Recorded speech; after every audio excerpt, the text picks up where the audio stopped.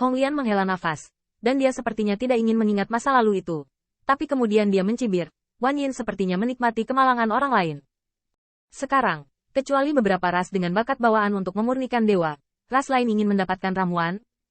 Pergi temukan dalam mimpi. Qin Yichen sedikit mengangguk. Melihat hal tersebut, di antara 10.000 suku bangsa, eliksir nampaknya cukup berharga. Namun ia tidak bersimpati dengan situasi ini dan tidak berniat untuk berubah. Karena situasi saat ini, simpatinya tidak sepadan. Tapi Qin Yichen masih sedikit penasaran. Di ras iblis, apakah ada ras dengan bakat bawaan? Guren Lian berkata, tentu saja, jika kamu tidak bisa mengendalikan kekuatan roh, bagaimana kamu bisa menggoyahkan hegemonimu? Kulit Qin Yichen sedikit berubah. Tetapi Hong Lian berkata, menurut ingatan saya yang tersiksa akhir-akhir ini, yang paling umum di antara ras iblis adalah ras roh. Perlombaan roh penyihir? Ya, kekuatan pertempuran marsial Dao mereka tidak sombong. Tapi untuk bakat bawaan kekuatan roh, itu tidak kalah dengan klanmu. Dan melalui ini, berbagai metode menakutkan telah dikembangkan. Ramuan adalah salah satunya. Selain itu, ras iblis lainnya memiliki cara yang serupa. Singkatnya, Anda harus ingat bahwa karena mereka bisa menjadi generasi hegemoni, sarana yang mereka miliki tidak boleh diremehkan.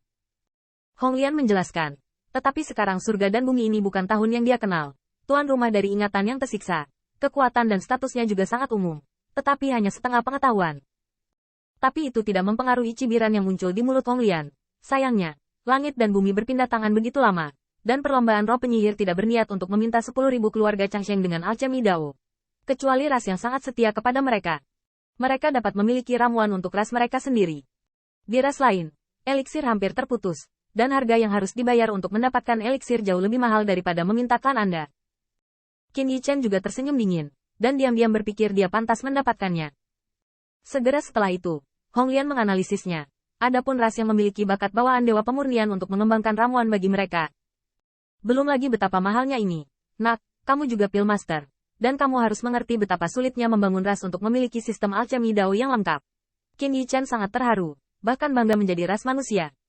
Meskipun dia telah dikalahkan, leluhur yang tak terhitung jumlahnya tidak pernah menolak untuk mengklaimnya sebagai mainan jatah 10.000 keluarga.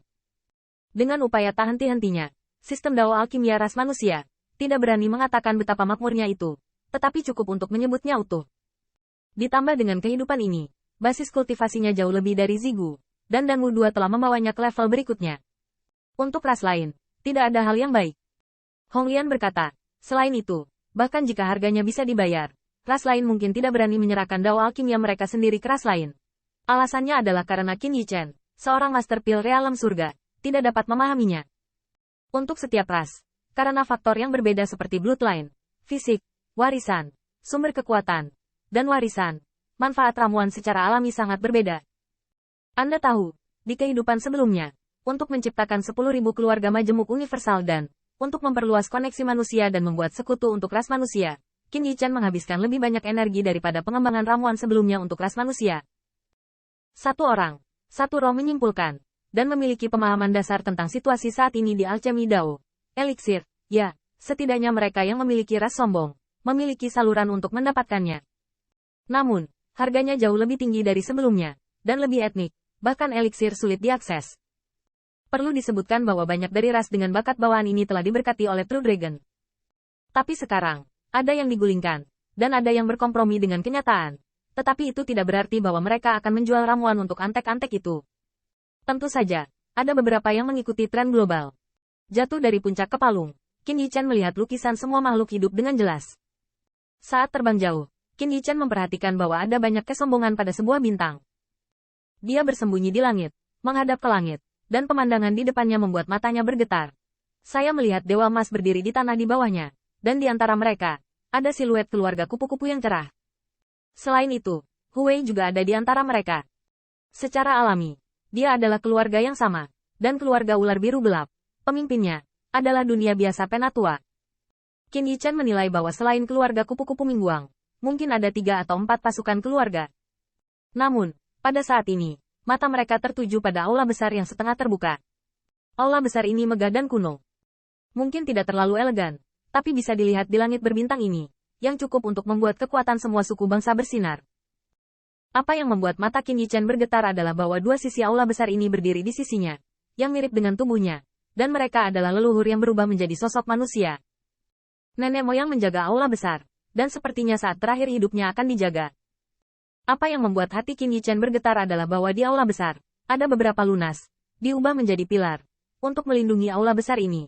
Bahkan jika itu adalah pembaptisan, itu tidak pernah runtuh. Adegan ini, dalam kekhidmatan, memancarkan tulang-tulang yang membanggakan. Tetapi kecemburuan yang nyata dari pusat-pusat kekuatan semua kelompok etnis ada di aula besar. Jalur masa cahaya yang mengambang. Hu Wei gelisah dengan tenggorokannya dan gemetar. Oh, dengan patuh. Tempat ini bukan geng ini. Mereka meninggalkan situs warisan sebelum jatuh.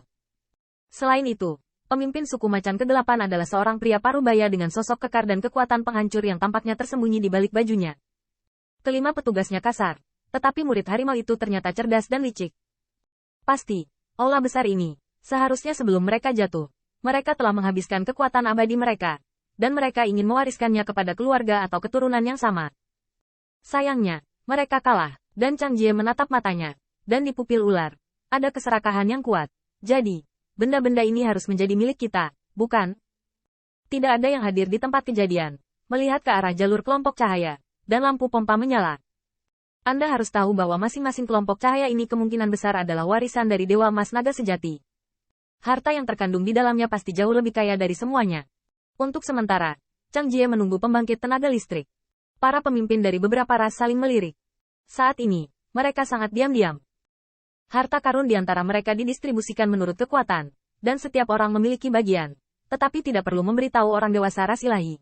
Namun, Butterfly 1000 memandangi lampu pompa yang rakus, tetapi mengepalkan tinjunya. Terutama ketika dia melihat wajah Hu Wei mengenai mulut dan wajah Heng Chai. Dia tidak bisa menahan diri untuk tidak menggigit giginya. Pengkhianat ini juga memiliki wajah peninggalan pendahulu naga sejati. Di sisi Butterfly 1000, beberapa tetua dari keluarga Mingguang juga muram. Tetapi situasi yang disebut lebih kuat dari yang lain. Setelah mendengar ini, seorang penatua mau tidak mau berkata dengan cemas, "Putriku, kamu sedikit bertemu. Sekarang. Lagi pula, waktu telah berubah."